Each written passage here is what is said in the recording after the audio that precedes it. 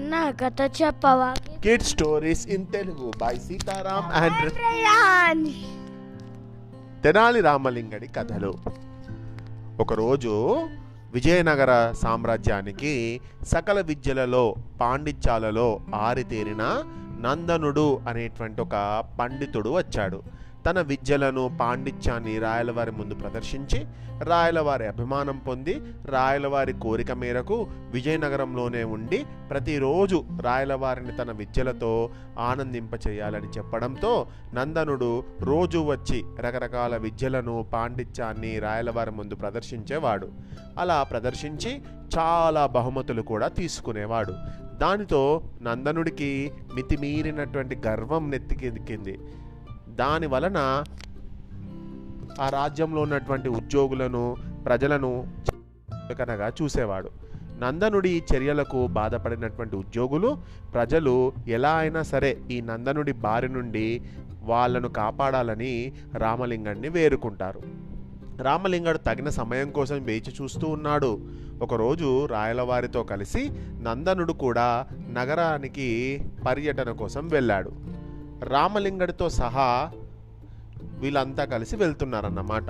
అప్పుడు వీరికి కొంచెం దూరంలో రోడ్డు నూడుస్తున్నటువంటి వారిని చూసి నందనుడు తన కళ్ళకు చెయ్యి అడ్డం పెట్టుకొని, మీరు పూర్వజన్మలో ఏ పాపం చేసి ఉండకపోతే ఇప్పుడు ఇలాంటి పనులు చేస్తున్నారు? ఒకవేళ నేను వీరిని చూస్తే వాళ్ళ పాపాలు నాకు అంటుకొని నేను వచ్చే జన్మలో పందిగా పుడతాను అని అన్నాడు. చాలా చీప్గా చూశాడన్నట్టు. అక్కడ ఎవరో పని చేస్తూ ఉంటే, ఆ వీధిని శుభ్రం చేసే వాళ్ళని చూస్తూ ఉంటే అది విన్న రాయలవారికి నందనుడి మాట నచ్చకపోయినా ఊరుకున్నాడు. ఎందుకంటే గొప్ప పండితుడు కదా. అలా వారు కొంత దూరం వెళ్ళేసరికి ఒక కాలువ దగ్గర పందులు బురదలో బోర్లాడుతూ ఉన్నాయి. పందులు అది చూసిన రామలింగడు వెంటనే ఆ పందుల దగ్గరికి వెళ్ళి వాటికి నమస్కారం చేశాడు. అది చూసిన రాయలవారికి నందనుడికి కూడా ఏమీ అర్థం కాలేదు. పైగా రామలింగడు ఇలాంటి పిచ్చి పిచ్చి పనులు చేసి విజయనగర పరువుని మంటగలిపాడని రాయలవారి కోపం వచ్చింది. అది కాకుండా రామలింగడు చేసిన పని చూసి నందనుడు కూడా హేళనగా చీ చీ చీ చీ, ఆ పందులకు నమస్కారం చేయడం ఏమిటి అని గట్టిగా అన్నాడు. ఇక నందనుడు కూడా అలా అనడంతో రాయలవారికి కోపం ఇంకాస్త ఎక్కువైపోయింది.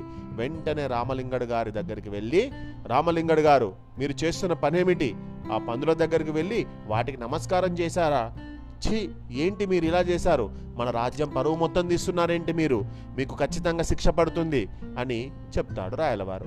వెంటనే రామలింగడు, క్షమించండి మహారాజా, అవి పందులు కావు, అవి వాటి పూర్వజన్మలో మన నందనుడి కంటే గొప్ప పండితులు, సకల విద్యలో ఆరితేరిన వారు కూడా, అందుకే నమస్కారం చేశాను అని చెప్తాడు.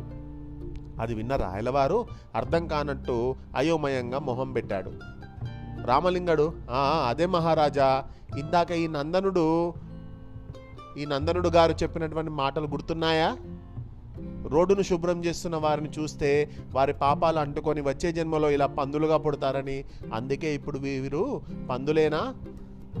అందుకే వీరు ఇప్పుడు పందులైనా కూడా వారి పూర్వజన్మలో గొప్ప పండితులు అయి ఉంటారు కదా అని అంటాడు రామలింగడు.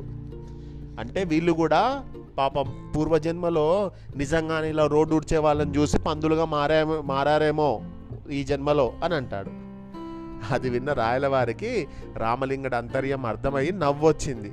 అలాగే ఇదంతా చూసిన నందనుడికి జ్ఞానోదయం అయిపోయి వెంటనే రాయలవారి దగ్గర అనుమతి తీసుకొని తన ముఖం ఎవరికి చూపించకుండా విజయనగరం వదిలి వెళ్ళిపోయాడు. ఎవరినో అవమానం చేద్దామని చూస్తే వాళ్ళే అంతటా వాళ్ళకే అవమానం జరుగుతుంది. అంతేనా? నందనుడికి తగిన గుణపాఠం చెప్పినందుకు రాయలవారితో పాటు ప్రజలు కూడా సంతోషించారు. ఎప్పటిలాగే రాయలవారు ఇచ్చిన బహుమానాలతో రామలింగడు సంతోషంగా ఇంటికి చేరాడన్నమాట.